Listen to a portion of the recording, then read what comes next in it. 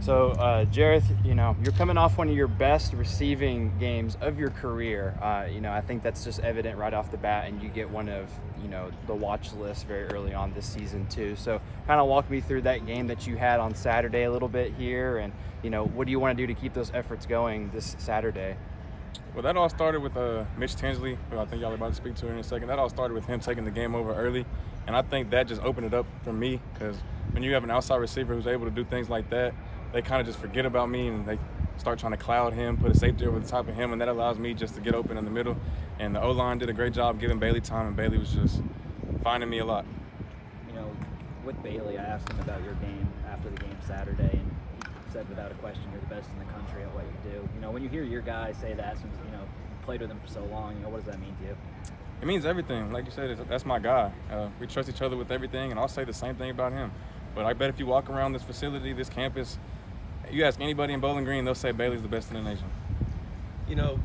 Something I asked Coach Kitley and that I've asked Coach Hutton about since at least the Indiana game, explosive offense, the numbers speak for itself. But when you also look, that doesn't come quite right away. Against Michigan State, Indiana, it came, but it came a little later in the first half. So what do you guys have to do to make sure you're explosive right out the gate?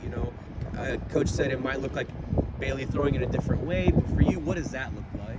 I think that starts throughout the week in practice. We kind of come out, have our walkthroughs. I feel like it's a little lackadaisical. I think the leader's got to take charge and, get practice going a little earlier. And I think that will translate directly to the game. So that word you used, lackadaisical, that's exactly what Malachi Corley said after the game against Indiana, is that at the beginning, you guys could be like that. So in practice, how have you seen that tempo? How have you seen people go boom, boom, boom to make sure that they replicate that in the game? Well, Bailey's definitely our leader, and he kind of just gets everyone out there. Let's go. Come on, we got to get these plays in. Make sure everyone lines up fast. It's hard to be warm when you first get out there at practice, but he's still trying to push everybody. Come on, let's go, let's go, let's go.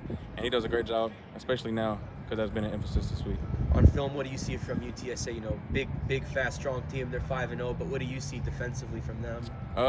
A really good defensive line, strong back end, safeties that like to hit. So it should be an interesting game. So, Jerreth, one thing that leaps off the page offensively for you guys is, yes, you're scoring points, but so far you've got 17 points in two first quarters in the first 4 games. What's something that you guys know that you've got to change to get the offense started early in these games moving forward now? I think a lot of that is just penalties. We're shooting ourselves in the foot. You see a lot of false starts, illegal formations, not enough dudes on the ball, holding penalties, stuff like that, little things. I think we clean those up, we'll be able to score in the red zone and turn them field goals into touchdowns. For you, start your college career at the FCS level, and then you come here to the FBS level, and now you're leading the country in receiving yards. You get the Blitnikoff Award nominee watch list today. I guess what's this whole process been like? From the start up until now leading the country for you. It's just been a blessing. When I first got here in the spring, I was kind of down on myself. I pulled my hamstring. I didn't get to play spring ball, and I was down. I didn't really get to prove to the team like everybody else, like who I was, because I was new here. They just heard about me. You know what I'm saying? There's a lot of hype around us coming in. They were like, "Oh, he's soft." I pulled my hamstring. So then I just kind of used the summer to get stronger, get faster, clean up the mental aspects of the game, and then fall camp I just grinded and just bonded really close with the receivers and the running backs, and obviously already had it with Bailey. So then this season I think we're just starting to see what I reaped.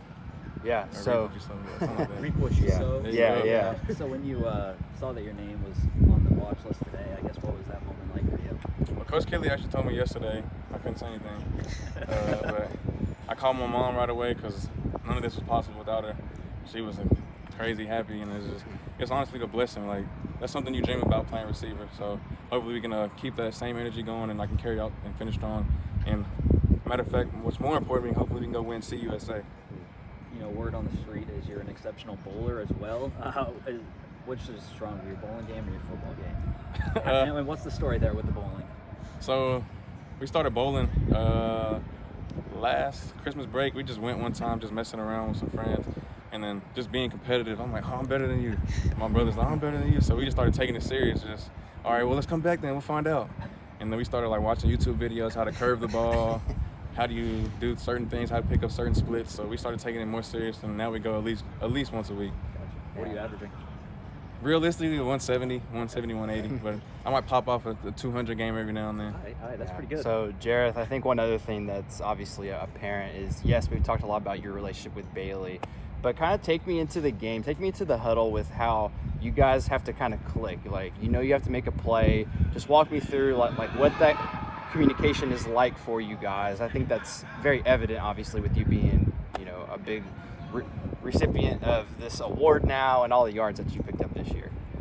In the game, me and Bailey, we'll communicate a little bit what we see, but a lot of it is just if he sees something, I can see it at the same time. Then if I'm lined up and he sees something, he'll just look at me. Matter of fact, in the Army game, my second touchdown I caught, they're about to blitz both linebackers. I'm lined up. He looks at me I'm like, I see you, bro. I see what you see.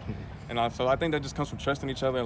We just kind of see the same thing. Because I played quarterback in high school, so I can see what he does. And we have Coach Ellis, who was a former quarterback, and he's in my ear. That's my coach now. So he tells me what the quarterback sees and what they're reading. So it makes it a lot easier for me to understand what Bailey's going through back there.